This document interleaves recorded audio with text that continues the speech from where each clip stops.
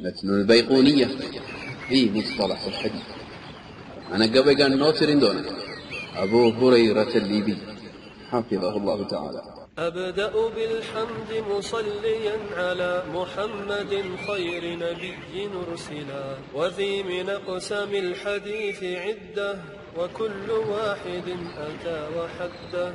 أولها الصحيح وهو ما اتصل إسناده ولم يشذ أو يعل، يرويه عدل ضابط عن مثله معتمد في ضبطه ونقله. والحسن المعروف طرقا وغدت رجاله لك الصحيح اشتهرت، وكل ما عن رتبة الحسن قصر فهو الضعيف وهو أقسام كثر. وما أضيف للنبي المرفوع وما لتابع هو المقطوع، والمسند المتصل الإسناد من رويه حتى المصطفى ولم يبن.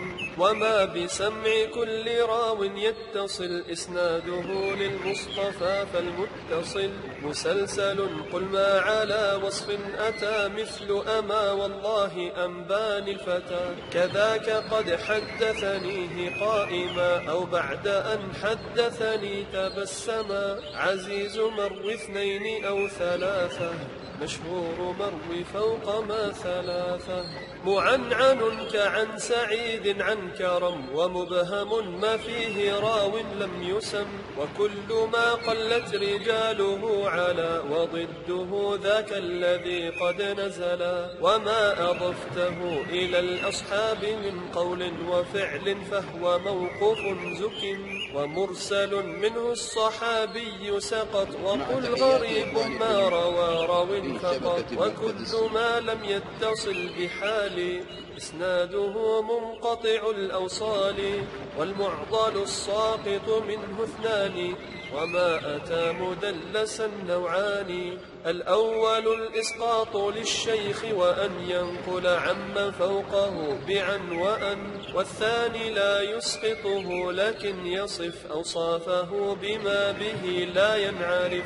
وما يخالف ثقة به الملا، فالشاذ والمقلوب قسمان تلا. إبدال راو ما براو قسم، وقلب إسناد لمتن قسم. والفرد ما قيدته بثقة أو جمع أو قصر على رواية.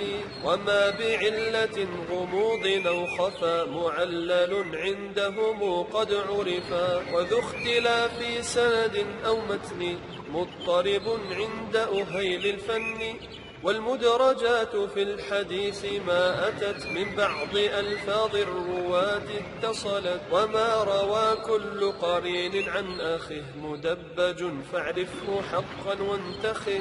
متفق لفظا وخطا متفق، وضده فيما ذكرنا المفترق. مؤتلف متفق الخط فقط، وضده مختلف فاخشى الغلط. والمنكر الفرد به رو غدا تعديله لا يحمل التفردا. متروكه ما واحد به انفرد، وأجمعوا لضعفه فهو كرد.